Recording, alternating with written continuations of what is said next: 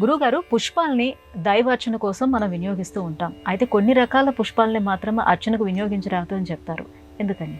భగవంతుణ్ణి అర్చించేటప్పుడు పుష్పంతో అర్చించడం అనేటువంటిది చాలా ప్రధానమైనటువంటిది.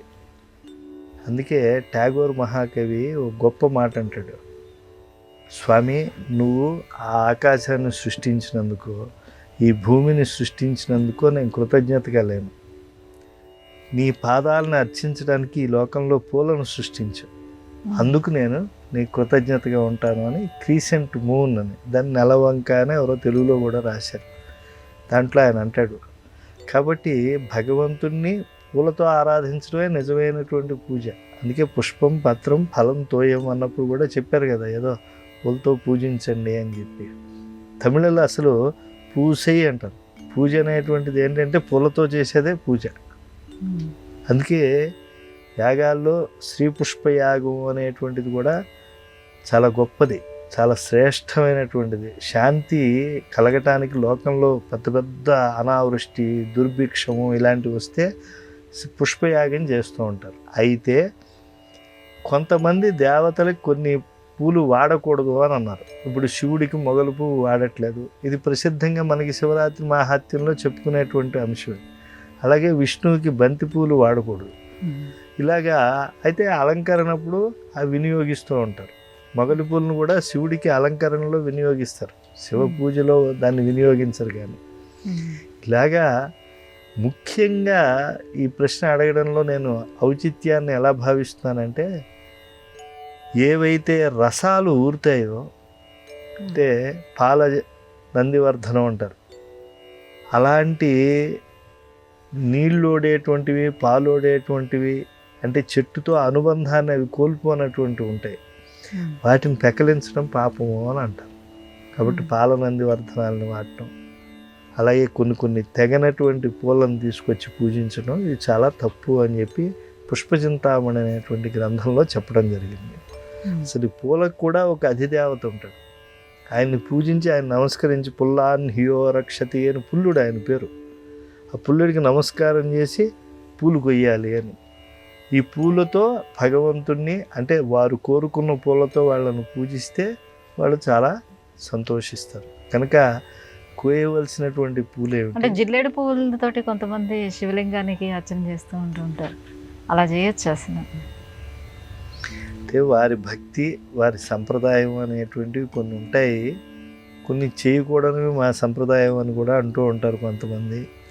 మనం ఏం చెప్పలేం, క్షేత్ర సంప్రదాయాలు కొన్ని ఉంటాయి. ఇప్పుడున్న పరిస్థితుల్లో పువ్వులు కూడా చాలా తక్కువగా దొరుకుతున్నాయని వెండి పువ్వులు, బంగారం పువ్వులు తయారు చేసుకుని ఇంట్లో ఉంచుకుని దాంతోనే చేసుకుంటున్నారు కదా, అలా చేయొచ్చే వాటితో? ఏది చేసినా భక్తితో చేయాలమ్మా.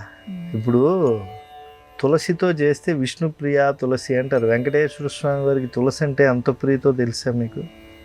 ఆయనకి తులసితో నామార్చన చేసి కింద పడిపోయినటువంటి తులసిని తీసి ఆయన నెత్తిన పెడతారు. అఖిలాండ కోటి బ్రహ్మాండ నాయకుడు, ప్రతి వ్యక్తికి కూడా శిరస్సు ఉత్తమాంగం. ఆయనను ఆరాధించడానికి వినియోగితమైనటువంటి తులసిని తీసి ఆయన నెత్తిని పెడతారు. ఆ తులసిని ఆయన ప్రసాదాలపైన తులసిని వేస్తారు. అంటే తులసికి విష్ణుదేవుడికి ఉండేటువంటి ప్రీతి అటువంటిది. అయితే అంత తులసి అనేటువంటి దాన్ని బంగారంతో చేయించాడు తొండమాన్ చక్రవర్తి.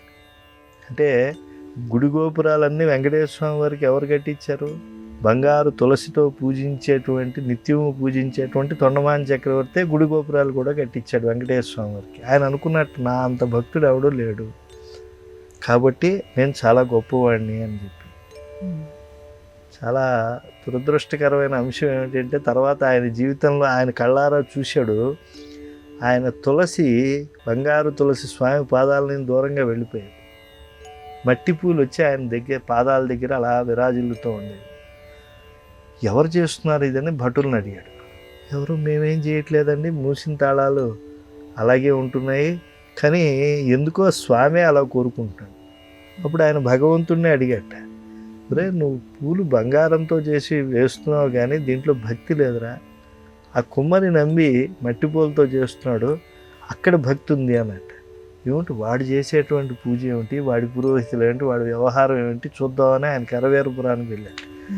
వెడితే అక్కడ పాపం ఒక కులాలుడు భీముడు అనేటువంటి వాడు, ఆయన స్వామివారి యొక్క ఓడు ప్రసాదానికి కావాల్సినటువంటి కుండలు తయారు చేసేవాడు, తన కోసం రెండో మూడో చేసుకునేవాడు.